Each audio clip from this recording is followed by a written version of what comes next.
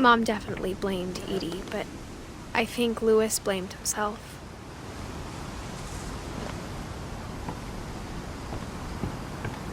After he graduated, he just spent more and more time in his room, until Mom got him a job at the cannery.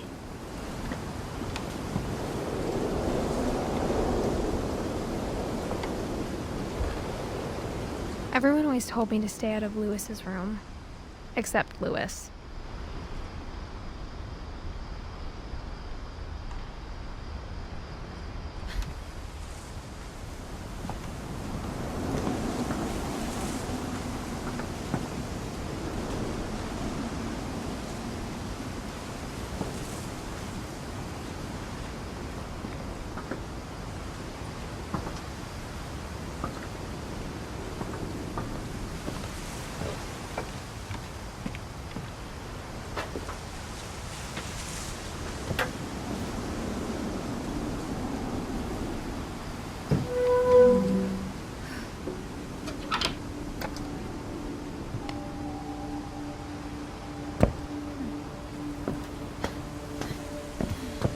Louis's room smelled very, very familiar.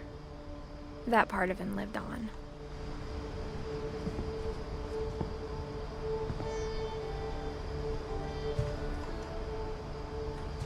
Louis and I spent a lot of time playing games together, but he was surprisingly bad at them. He died a lot.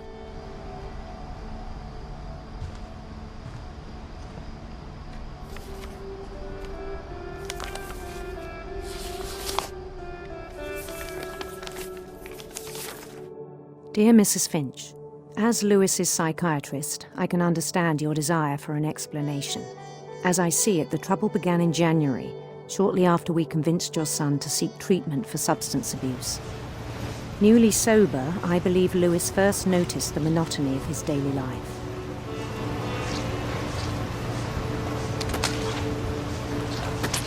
He kept working at the cannery, but he withdrew part of himself. In our sessions, I saw the same behavior. His mind began to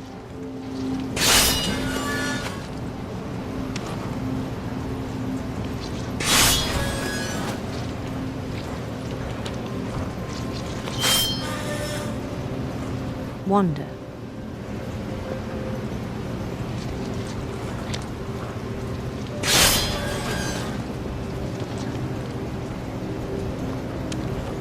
I asked him to describe it. He said he started small, imagining a labyrinth. He'd feel his way about. Then something moved. Bats and toads.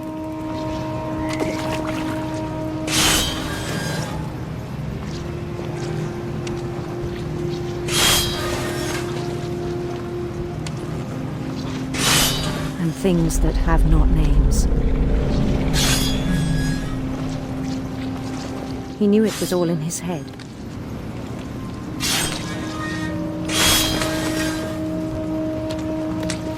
But he took it very seriously. I had hoped he'd find himself.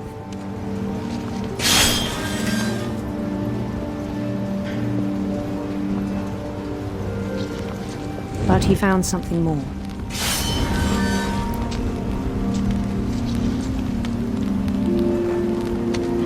I worried about him then, daydreaming at the cannery. I spoke with his boss, but he said Louis had become a model employee. Methodical, tireless, focused. Like a whole new Louis. So I let him go on.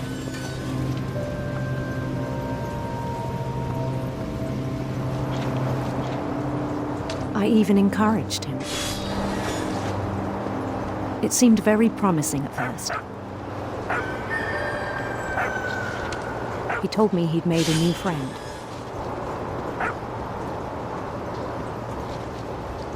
On the edge of a city he named Lewis Topia.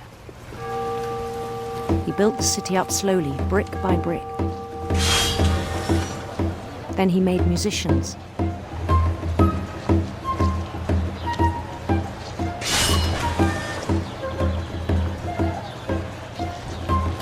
And songs for them to play.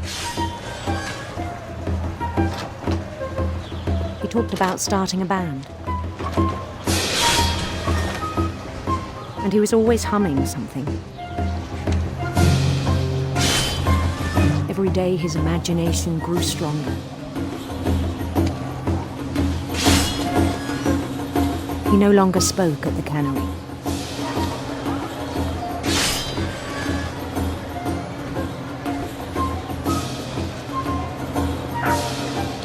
But his chopping was as reliable as ever. Then one day it struck him that all the cheering crowds, even the stones under his feet, were all in his imagination, so he could do whatever he wished.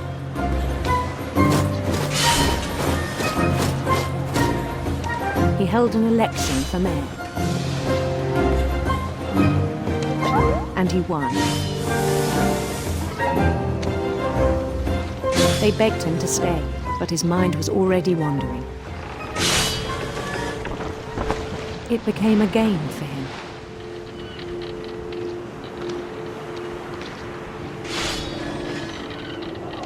He'd conquer a city, then immediately push on. New Louisville.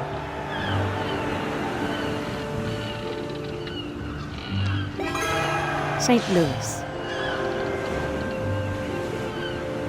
He started drifting away from our reality.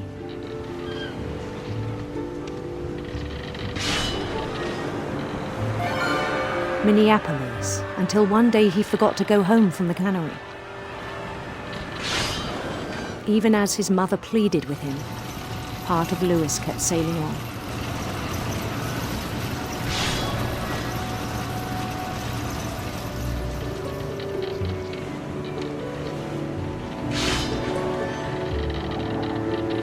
In Louisburg, he heard rumors of a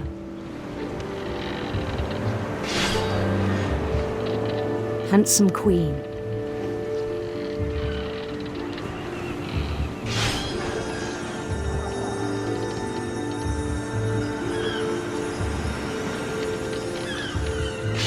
The queen was on her own quest for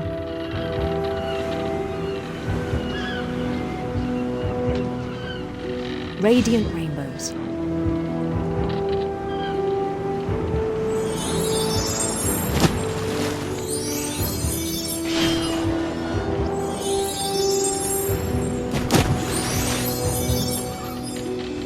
He followed the sound of her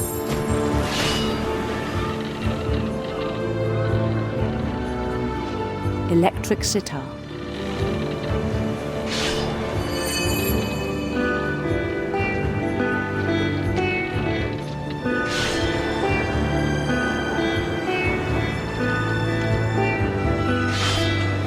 His chase led him to a golden palace east of the sun and west of the moon. Even then, his logic remained sound. He knew the world was all in his imagination.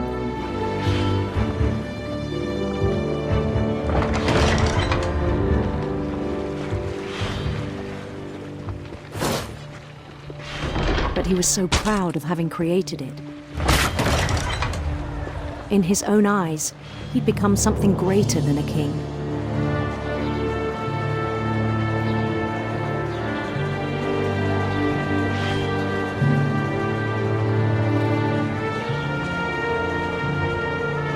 Never known success in the real world, I think it was overwhelming. And then it struck him that the real Louis was not the one chopping salmon, but the one climbing the steps of a golden palace.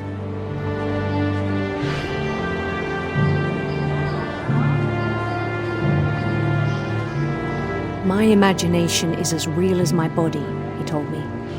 It was hard to argue with him.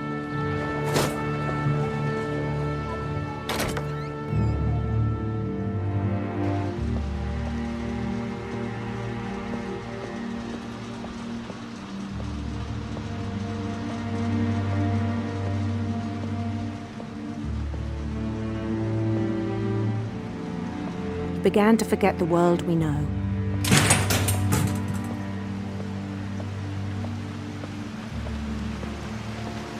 I think it pained him to remember Lewis, the cannery worker.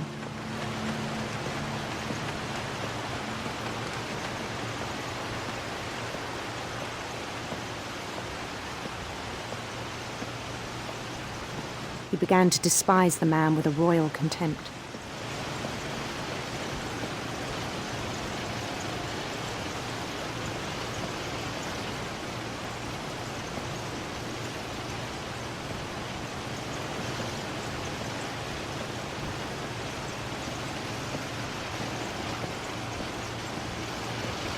I still thought I could save him. Even after he said he was being crowned king over all the lands of wonder. The palace would be packed with his companions.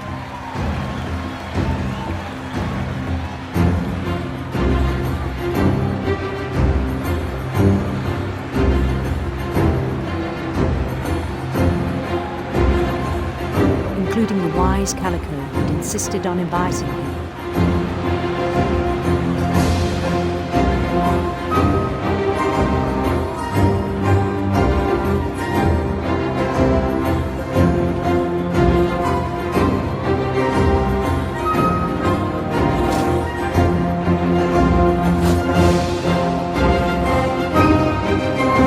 His queen waited, holding his crown.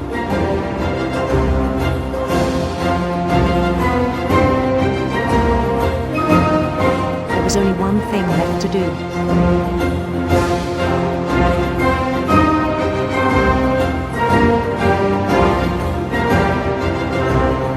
Bend down his head.